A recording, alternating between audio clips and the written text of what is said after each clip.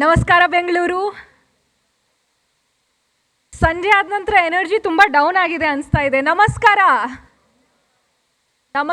and a very warm good evening to everybody present here. And before I start off, I think I'd like to correct the sort of title given. It's not Srimati, it's still Sushri. And I think we're very lucky as Bharatiyas that we have this plethora of titles. We don't have to call everybody auntie, we don't have to call everybody miss and mrs. We have a variety of titles to, sort of decorate every beautiful relationship that we have and every different stage of life that we as, social beings within community lead. So with that, I would like to start off on, I think, something that is extremely imperative, especially today. Because for the past 3 days, our Prime Minister has been in Poland, in Ukraine. He's been in Poland after 45 years of a break of any Indian head of state really visiting that country.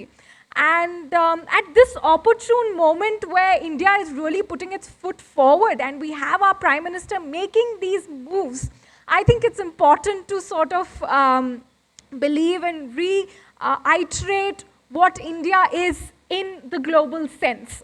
So if there's one term, if I have to summarize India in global lens within one short term, it would be there has been a reversal of gaze. The gaze has reversed. The world has gone from looking down to looking up. It's gone from looking at us as a house of cards to as a fortress of strength, to seeing us as a dark alley, to probably seeing us as a beacon of hope and a torch of light. And I don't say this simply to, boost up ego or to boost up morale of any gathering per se, and least of all here in Bangalore. I think I do say this with a lot of responsibility. Today, since the Cold War, I think our world has come to the brink of another major conflict. So, since the Cold War, things were more or less settled and the wars were more or less fought on different fronts. But today, I think we're also edging towards a frontier which could end up in a global escalation or something like a world war scenario. This is what people think, given the situation in, say, Ukraine, Russia, Palestine, and Israel. So this is the sort of perception and the sort of current day situation. In today's day and age, how many world leaders can stand with leaders on either side of the conflict? Can you name me one person, one global leader who can shake hands with Vladimir Putin in Moscow and fly to Ukraine and shake hands with Volodymyr Zelensky in Kyiv? No, there's not one leader. Even the American president has picked up a side. So has the British Prime Minister. So has the Canadian Prime Minister. So has the European heads of state. So have all other countries. They've all picked up sides and they're either here or there. But here we have one Prime Minister of India, of Bharat, who can do both. Who can go to Israel and who can also go to Palestine. And he's done it. He's done it, and he's in a position to benefit the people of this country in a way like never before by the stance that he's taking and the way in which the global lens is focused upon India. Today, Europe really needs Russia's oil. I mean, the electricity prices, the energy prices are so high that there's a very popular phrase in Europe that there's either money to eat or to heat. That is because it's very cold. So, there's either money to pay your electricity bills or you have the money to pay your food bills. That is where it's come down to post the war. But the leaders are in no situation, shape or form to actually work in a way that's best for their country, to parry two powers embroiled in their conflict in a way to benefit their people. No, that's not happening. Whilst we continue to benefit from cheap oil, at the same time, go on and tell, Ukraine that we stand for peace and that this, entire conflict needs to end with a resolution. So we have that conviction to go say that. And that, I think, in itself is an example of what we are in the global lens. Okay, let me sort of, take the focus away from leaders, because it's easy to say, okay, it's one leader, one country, maybe it's one particular situation. Let's look at how much value our flag has in today's day and age.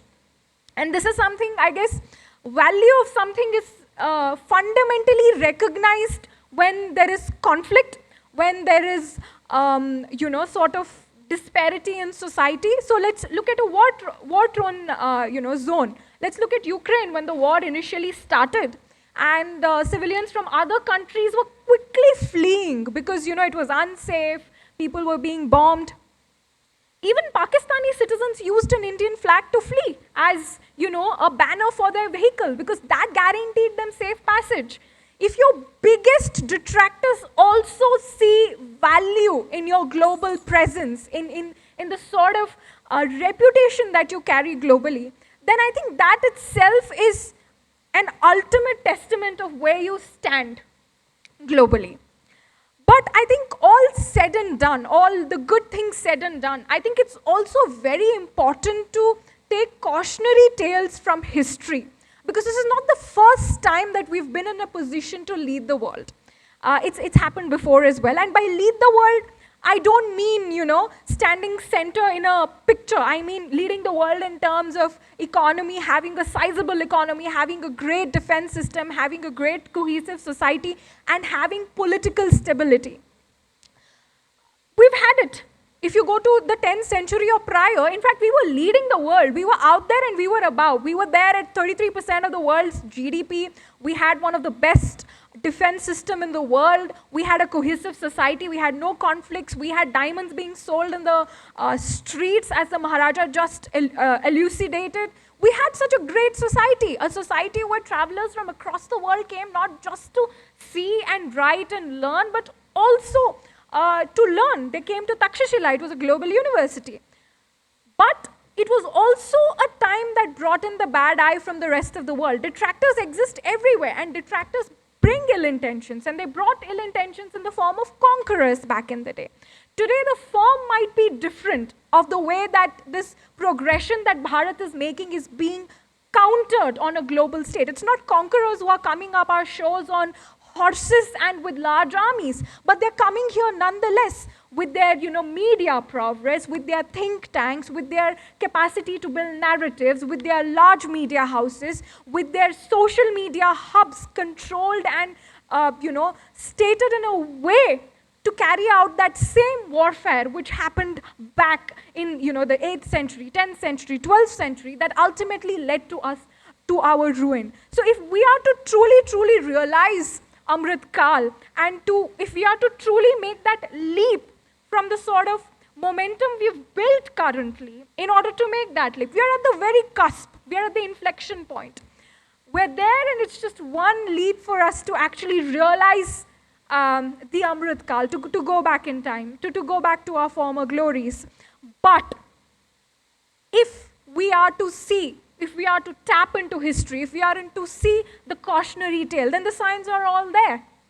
The Hindenburg report, the Hindenburg research team situated, headquartered in New York, what is it doing? It is bringing out reports after reports based on conjectures, based on assumptions, and the day it was released the first time around, the stock market, Indian stock market did fare poorly, people did lose money, and our economy did take a small tumble. I wouldn't say that it fell, because I think that would be an uncharacteristic categorization, but it did take a tiny tremble, and that itself is enough that a foreign power is capable of doing that. And Hindenburg Research Group is just a small part of the global market forces which are set up since time immemorial, constantly reinventing itself in different forms and faces and in different financial institutions across the world, with the very purpose of establishing and retaining the sort of global monopoly that the West has had, and to constantly bring down other countries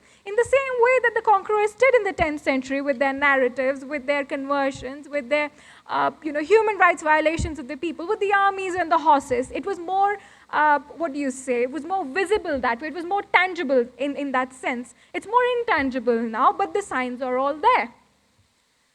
Another sort of worldview that if you want to take could be the Indian diaspora, what the Indian diaspora is going through across the world. So the Indian diaspora, as we all know, is one of the best performing in terms of attainment of education, in terms of gainful employment, in terms of least amount of criminal conviction rates across the world. You go to the United Kingdom, you go to America, everywhere, they're doing exceptionally well. And we were Indian people, we were people from the Indian subcontinent. But the very forces that I'm talking to you about, the social sciences side of them, came up with a term called South Asia. And the term South Asia started to pull up people from Pakistan, Bangladesh, India, and other countries into a singular bracket. So today, when grooming gangs of Pakistani men are caught in United Kingdom, the headlines read, Asian men caught grooming young underage girls with drugs and sexual abuse. And that is how we as a community, the Indian community, which is known for its exemplary behavior, is now being categorically subjugated to the crimes of every other state apart from India in a way to bring down where we stand in the global sense. I think when I started off my speech, I said that there has been reversal of gaze in the world, that the globe sees India.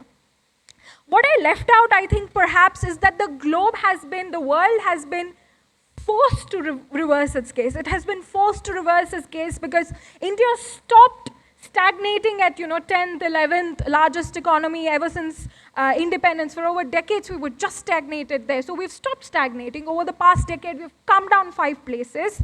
And we are slated to come down a few more places in the next decade. And our defense is, asserting itself. Our community is asserting itself. We are more confident on global platforms. We are retaking our identity. So the world is forced. The world did not voluntarily choose to reverse its gaze, but it's forced. So where there's force, there's definitely some kind of, reverse reaction. There's an adverse reaction. There's always a force trying to curtail this compulsion that the globe has today to look up to us. So there's always forces working to put us back into oblivion, to push us back into those darker corners of histories where we were in the initial few days of the present form of government as we see it since 1947. So as long as those forces exist and as long as we don't take lessons from the cautionary tales of our history, we are compelled, we are bound to repeat the cycle in a way that's detrimental to our future and which will stop us from taking that very leap. So I think as society, there's a huge moral responsibility that we all have. Of course, political stability is something that we gave to our country after a very long time, and that served us well. I think when the Bangladesh war started, there were increasing claims being made that we're extremely lucky to be born in a stable country. If we were born just a little left or right, God knows what our fate would have been, or that of our children and our family. But that needs to be preserved, and that can only happen if we as a society act in our best interests. Because as much as we like to blame politics, blame politicians, very often our governance is a reflection of society. We get the leaders we deserve, end of the day. So it is essential for us to take it upon ourselves as our responsibility to ensure that there are good faith actors on every level to ensure that this change happens and that this change is here to last, and that the gaze which has just begun to reverse will not paralyze in its tracks in a way that's completely detrimental and will sort of bring us back into the darker ages, if I may say so boldly, of our past. I've had some personal experience which I think I can share as anecdotes of this very global stage. Today, Indian students are sought after in universities abroad, in America, in United Kingdom, in Canada, because it's a billion-dollar empire. Indians really have a high purchasing power.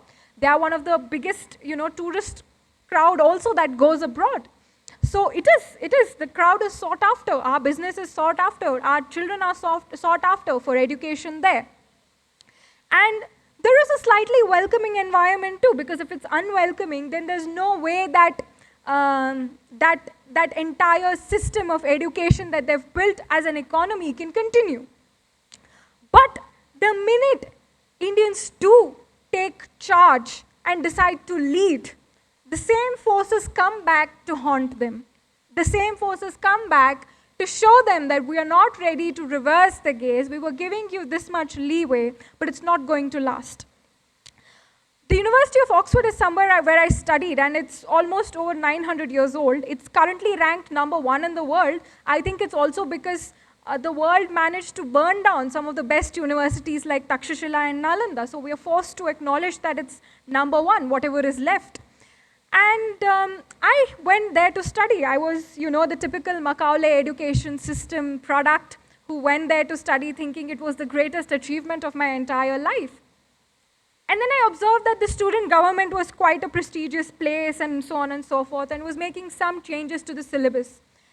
2-3 months down the line, the sort of, perception I had of this Western construct being absolutely great started breaking. I saw the colonial forces trying to whitewash, sufferings of the global South on the backs of which these Western societies are built today. I increasingly saw that the global market forces are reiterating these false stories to, to retain the global monopoly over economy, because economy is, in a way, a reflection of our history.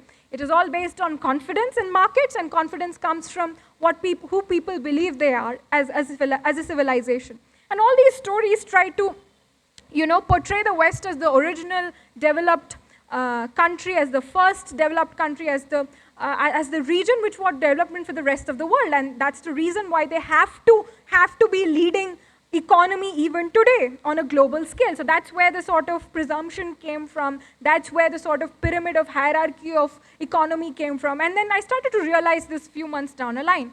So I took a oath that, okay, when I'm here, might as well speak about decolonization, might as well speak about India's glorious past and how that we have also contributed to the world, and that what happened to us was just exploitation, and that in turn the West has learned a lot from us. So that was my whole shtick for my campaign. And surprisingly, they had an Indian president after over 900 years of having only white and European presidents. So I won the election. So there was some faith in what I was trying to say.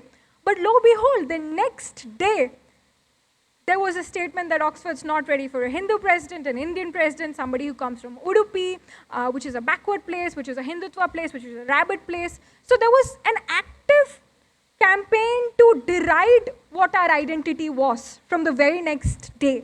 And it is not something that I restrict to myself as something that happened to me because of who I was, but I think it is a symbol of something that happens to genuine hardworking people with good intentions, like the people of Bharat, who have never gotten ahead at the cost of other countries or as a cost of exploiting or colonizing other countries, but at the strength of their own innovation, of their own skills, that this happens.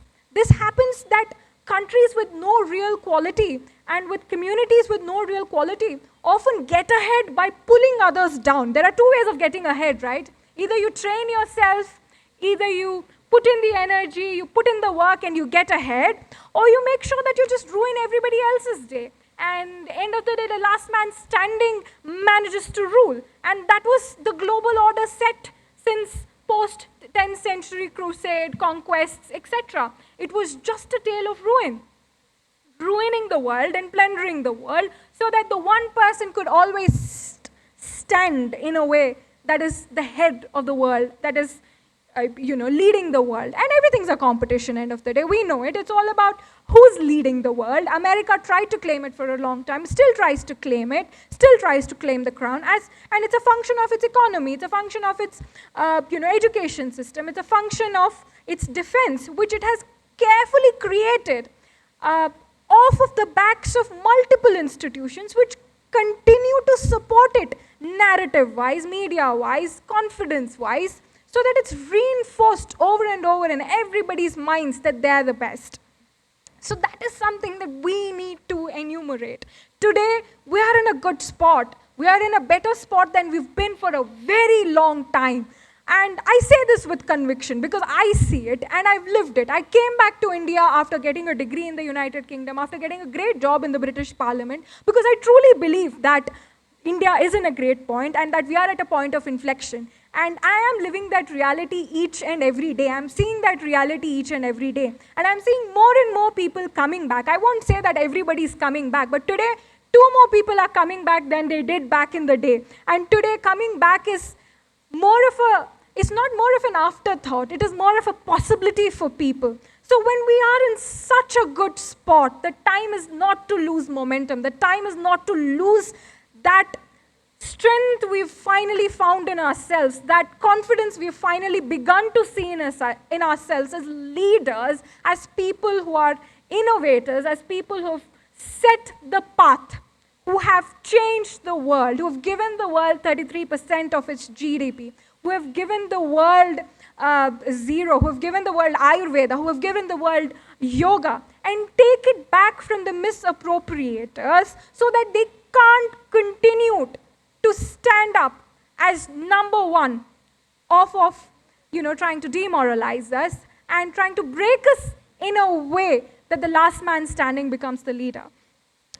I think every civilization that refuses to learn from its history is bound to repeat the wheel and is condemned to live that same fate over and over. And my hope and my message is that we don't do it this time around, that we take the cautionary tale and we make that leap into Amrit Kal. Because if each of us believe that we're truly capable of it, then we can definitely do it, because we are children of a great civilization. We are not children of conquerors. We are not children of people who have marauded, who have discriminated, who have endlessly exploited. We are children of a civilization that gave home to populations which were turned away from everywhere, like the Jewish community. It was persecuted by everybody, but our ancestors gave them home. So we are legacy of such a great civilization, and realizing that is all it takes